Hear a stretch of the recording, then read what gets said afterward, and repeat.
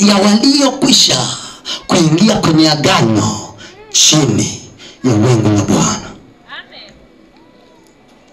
Lakini msimwache Bwana, wala msiwaogope wale wenyeji wa nchi, maana wao ni chakula chenu na uvuli uliokuwa juu yao. Manake wewe kama unasoma kwa Biblia yako sema ulinzi uliokuwa juu yao umeondolewa, naye Bwana yu pamoja nasi, msiwaogope.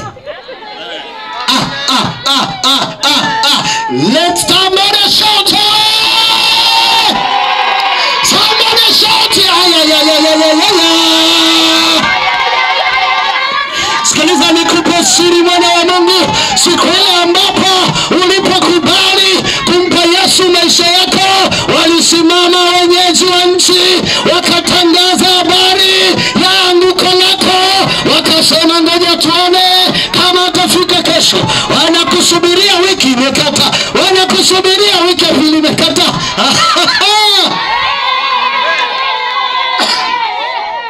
Wanaangalia, wanasema huyu atanguka pale. Wanakusubiria, waambie nyie ni sisi, mimi ni mkono unatikisika tu, lakini safari yangu ni mbele kwa mbele.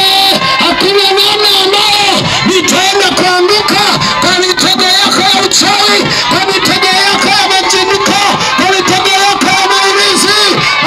Ni chakula chetu. Wale waliokuonea ni chakula chetu.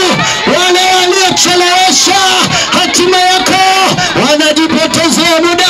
Wale ambao wanasababisha watoto wako wafeli shuleni, ni chakula chetu.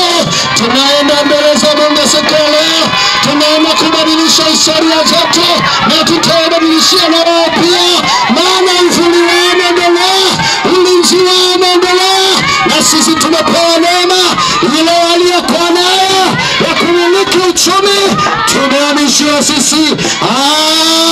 Walipewa haki zetu, leo tunatangaza tukiwa na ujasiri ya kwamba tunajua siri ambayo tulipewa.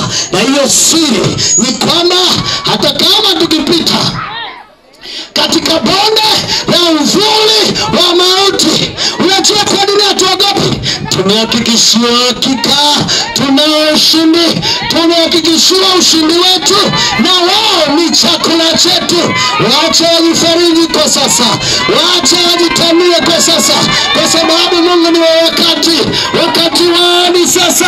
Lakini sisi tumepewa kushinda, na zaidi ya kushinda, mwambie jirani yako ni wakati wa kuinuka, ni wakati wa kusimama, ni wakati wa kukabili wale waliokuonea, wale waliotangaza mauti yako.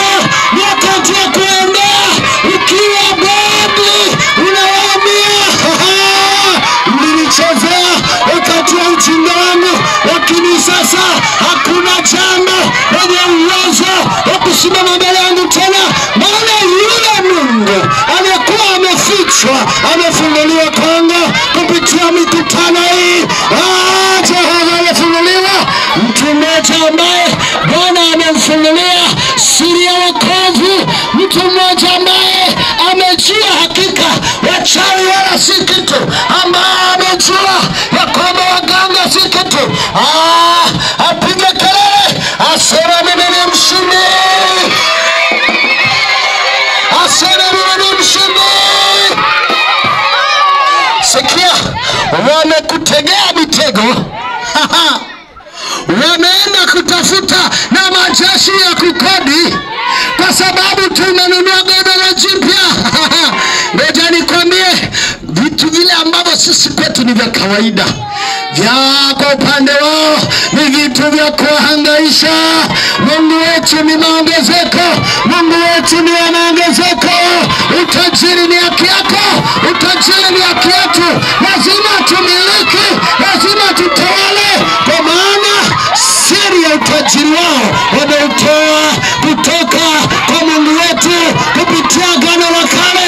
Wameiba matamiko yaliyopo kwenye agano la kale, wameenda kufanya kwenye mizimu yao. Lakini ngoja nikwambie, Soma Biblia yako, sikiliza maelekezo, baraka zako ni dhahiri. Hakuna umefunikwa, umelindwa, umetunzwa ili ufanikiwe. In order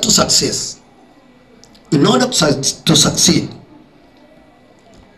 ili ufanikiwe, unatakiwa usome Agano la Kale. Sema Agano la Kale.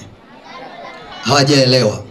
Nasema hivi mchungaji, ili watu wetu wafanikiwe, lazima tuwafundishe Agano la Kale sana. Kwa nini Agano la Kale? Sheria ndiyo inatoa sheria ya mwili. Mwili umeumbwa kimwili. Mwangalie jirani yako, mwambie mwili umeumbwa kimwili. Maiki yangu umenibania sana, ungeachia kidogo, kuna kitu fulani sikipati. Mungu umeumbwa utawale dunia. Mwambie jirani yako, mwili umeumbwa utawale dunia. Kwa hiyo ili ufanikiwe, unatakiwa sheria za dunia ambazo zina utawala mwili kupitia Roho, kwa kuwa Roho ndiyo inayofanikisha. Am I speaking? Am I speaking? Kwa hiyo Agano la Kale ndilo linaeleza ya kwamba katika Kumbukumbu la Torati 28 inasema utakapotunza kuyashika kuyafanya yote nikuagizayo hivi leo, ndipo baraka hizi zote nitakapoziamuru zikuchilie na kukupata. Uzuri wowote unalindwa na agano. Watu wa Mungu tuliookoka tunataka kwenda mbinguni. Na kama unataka kwenda mbinguni, soma Agano Jipya. Hello. Kwa hiyo kama unataka kufa kesho, ng'ang'ana na Agano Jipya tu.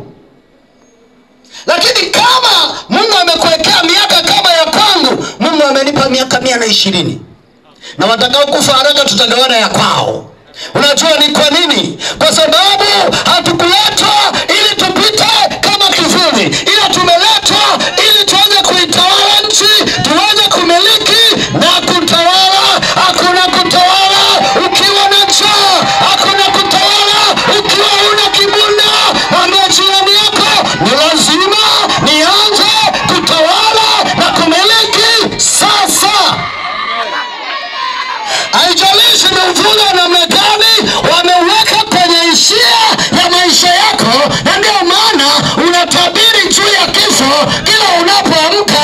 Nimesema kwenye maisha yangu marufuku kukiri udhaifu. Mimi ni mtu niliyebarikiwa na Bwana, lazima ninyanyuke, lazima niende kwenye baraka zangu na hatima zangu lazima zitimie, kwa sababu agano linasema utakapotunza kutii maagizo ninayokuelekeza leo, ndipo mtu mmoja analizie, baraka hizi zote zitanijilia na kunipata nisikiapo sauti ya Bwana Mungu wangu. Siku ya leo, jioni ya leo, kuna sauti inapita kwenye masikio yako. Haijalishi uko kule nyumbani, haijalishi uko kwenye biashara yako, haijalishi umelala, haijalishi ni mgonjwa. Hayo ni siri ambayo shetani amekuwekea ili kukukatisha tamaa. Inuka kwenye kitanda chako, simama tena, nenda kwenye hatima yako, kwa maana agano limekujia kwa sauti ya watumishi wa Mungu waliopita mahali hapa. Wamenena, wamekwambia, na hakuna mtu atakayekuwa na nguvu ya kukuzuia tena. Ngoja nikupe kitu fulani pale. Nakaribia kumaliza muda wangu, nakaribia kumaliza usiku.